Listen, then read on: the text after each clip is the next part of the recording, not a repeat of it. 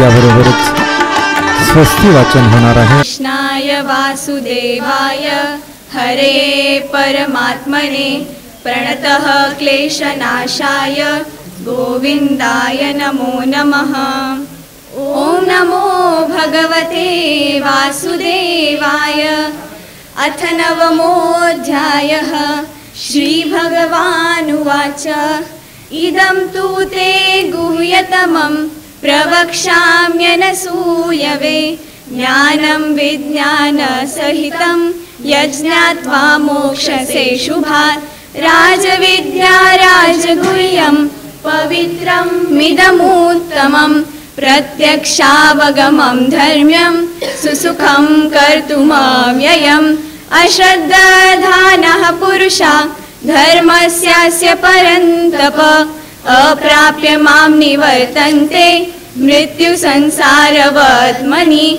मया ततमिदं सर्वं जगदव्यक्तमूर्तिना मत्स्थानि सर्वभूतानि न चाहं तेष्वस्थितः न च मत्स्थानि भूतानि. पश्य मे योगमैश्वरम् भूतभृन्न च भूतस्थो ममात्मा भूतभावनः. यथाकाशस्थितो नित्यं वायुः सर्वत्र गो महान् तथा सर्वाणि भूतानि मत्स्थानीत्युपधारय.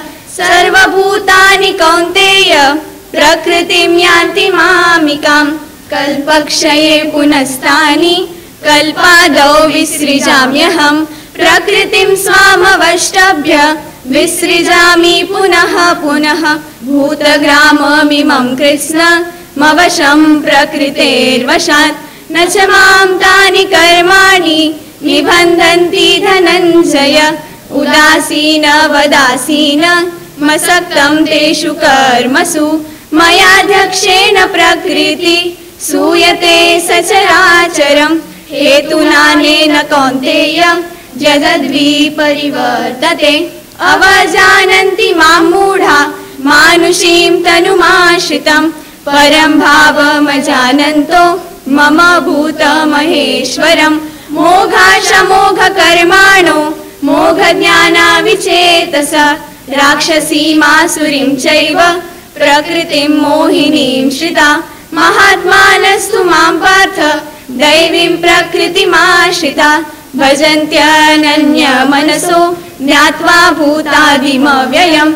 सततं कीर्तयन्तो मां यतन्तश्च दृढव्रता. नमस्यन्तश्च मां भक्त्या नित्ययुक्ता उपासते. ज्ञानयज्ञेन चाप्यन्ये यजन्तो मामुपासते. एकत्वेन पृथक्त्वेन बहुधा विश्वतो मुखम्. अहं क्रतुरहं यज्ञः स्वधाहम् अहमौषधम्. मन्त्रोऽहम् अहमेवाज्यम् अहम् अग्निरहं हुतम्. पिताहमस्य जगतो माता धाता पितामह. वैद्यं पवित्र ओंकार ऋक्साम यजुरेव च. गतिर्भर्ता प्रभु साक्षी निवासः शरणं सुहृत्. प्रभवः प्रलयस्थानं निधानं बीजमव्ययम्. तपाम्यहम् अहं वर्षं निगृह्णाम्युत्सृजामि च. अमृतं चैव मृत्युश्च सदसच्चाहमर्जुन. त्रैविद्या मां सोमपः पूतपापा यज्ञैरिष्ट्वा स्वर्गतिं प्रार्थयन्ते. ते पुण्यमासाद्य सुरेन्द्रलोकम् अश्रन्ति दिव्यान् दिवि दैव भोगान्.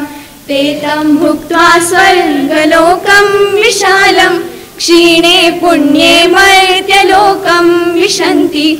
एवं त्रयीधर्ममनुप्रपन्ना गतागतं कामकामा लभन्ते. अनन्याश्चिन्तयन्तो मां ये जनाः पर्युपासते. तेषां नित्याभियुक्तानां योगक्षेमं वहाम्यहम्. येऽप्यन्यदेवता भक्ता यजन्ते श्रद्धयान्विता. तेऽपि मामेव कौन्तेय यजन्त्य विधिपूर्वकम्. अहं हि सर्वयज्ञानां भोक्ता च प्रभुरेव च.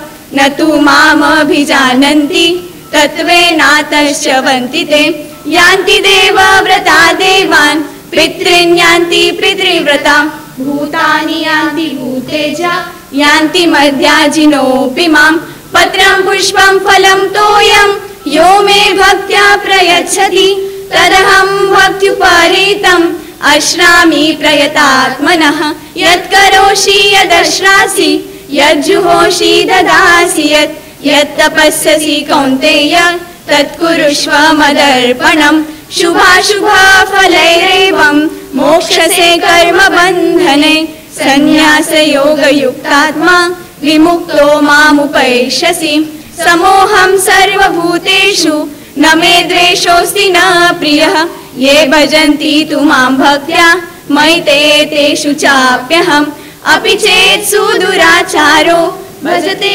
मामनन्यभाक् साधुरेव समन्तव्य सम्यग् व्यवसितो हि सः क्षिप्रं भवति धर्मात्मा शश्वशान्तिं निगच्छति कौन्तेय प्रतिजानीहि न मे भक्तः प्रणश्यति मां हि पार्थ व्यपाश्रित्य येऽपि स्युः पापयोनयः स्त्रियो वैशास्तथा शूद्रा तेऽपि यान्ति परां गतिं किं पुनर्ब्राह्मणा पुण्या भक्ता राजर्षयस्तथा अनित्यमसुखं लोकम् इमं प्राप्य भजस्व माम् मन्मना भव मद्भक्तो मद्याजी मां नमस्कुरु मामे वैश्यसि युक्त्वैव मात्मानं मत्परायणः।